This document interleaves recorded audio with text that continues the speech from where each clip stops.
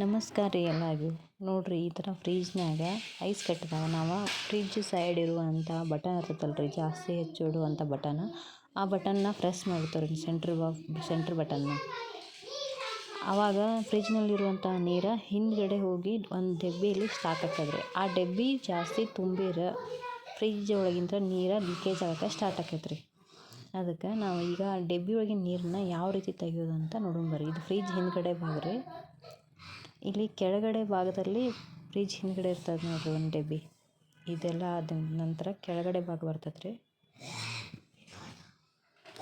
ಇಲ್ಲ ಐತೆ ನೋಡ್ರಿ ಈ ಡಬ್ಬಿ. ಇದನ್ನು ನಟ್ಗಳನ್ನ ಎರಡೂ ಸೈಡ್ ತೆಗೆದ್ರೆ ಆ ಡಬ್ಬಿ ಓಪನ್ ಆಕೈತೆ ರೀ, ಈ ಕಡೆ ಸೈಡ್ ಬರ್ತದೆ ರೀ. ಮೊದಲು ಸ್ವಿಚ್ ತೆಗೆದು ಕರೆಂಟ್ ಆಫ್ ಮಾಡಿನ ನೀವು ಇದನ್ನು ಹಿಡ್ರಿ. ಇಲ್ಲಿ ಕರೆಂಟ್ ಇರ್ತದೆ ರೀ. ಸ್ವಿಚ್ಚನ್ನು ತೆಗೀರಿ, ಸ್ವಿಚ್ ಇಟ್ಟು ಮಾಡಕ್ಕೆ ಹೋಗ್ಬೇಡ್ರಿ. ನಟ್ಟನ್ನ ಸರಿಯಾಗಿ ತೆಗೆದ್ರಿ,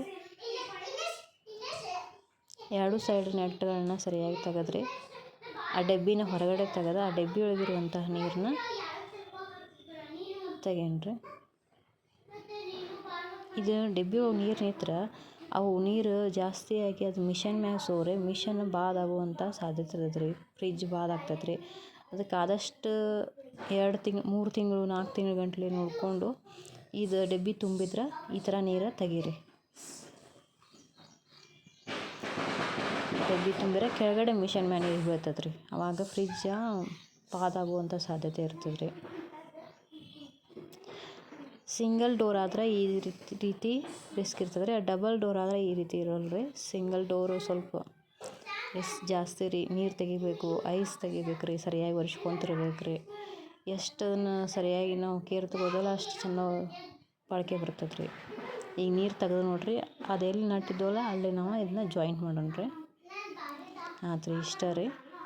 ಈ ವಿಡಿಯೋ ನಿಮ್ಗೆ ಇಷ್ಟ ಆದರೆ ಲೈಕ್ ಮಾಡಿರಿ, ಸಬ್ಸ್ಕ್ರೈಬ್ ಮಾಡಿರಿ. ಇನ್ನಷ್ಟು ವಿಡಿಯೋಗಳನ್ನ ನಾವು ಮಾಡೋಕೆ ಪ್ರೋತ್ಸಾಹ ನೀಡಿರಿ. ಧನ್ಯವಾದಗಳು ರೀ. ನಿಮ್ಮ ಮನೆಯಲ್ಲೂ ಈ ರೀತಿ ಆಗಿದ್ರೆ ಕಮೆಂಟ್ ಸೆಕ್ಷನ್ದಾಗ ಹೇಳ್ರಿ. ಈ ರೀತಿ ಮಾಡಿರಿ. ಆದ್ರೆ ಕರೆಂಟ್ ವಿಷಯದಾಗ ಹುಷಾರಾಗಿರ್ರಿ. ಕರೆಂಟ್ ಬಂದ್ ಮಾಡಿ ಸ್ವಿಚ್ ತೆಗೆದನ ಆ ನಂತರ ಈ ಥರ ಮಾಡಿರಿ. ನಾವು ಇನ್ನು ಮೊದಲೇ ಕರೆಂಟ್ ಬಂದ್ ಮಾಡಿ ಆಮೇಲೆ ಸ್ವಿಚ್ ತೆಗೆದು ಆಮೇಲೆ ಇದನ್ನು ಹಿಡಿದೇವೆ ರೀ. ಇಲ್ಲಂದ್ರೆ ಹಿಂದ್ಗಡೆ ಎಲ್ಲ ಕರೆಂಟ್ ಆಡ್ತಿರ್ತೈತೆ ರೀ. ಇದು ರಿಸ್ಕ್ನ ಅನ್ಬೋದು ರೀ.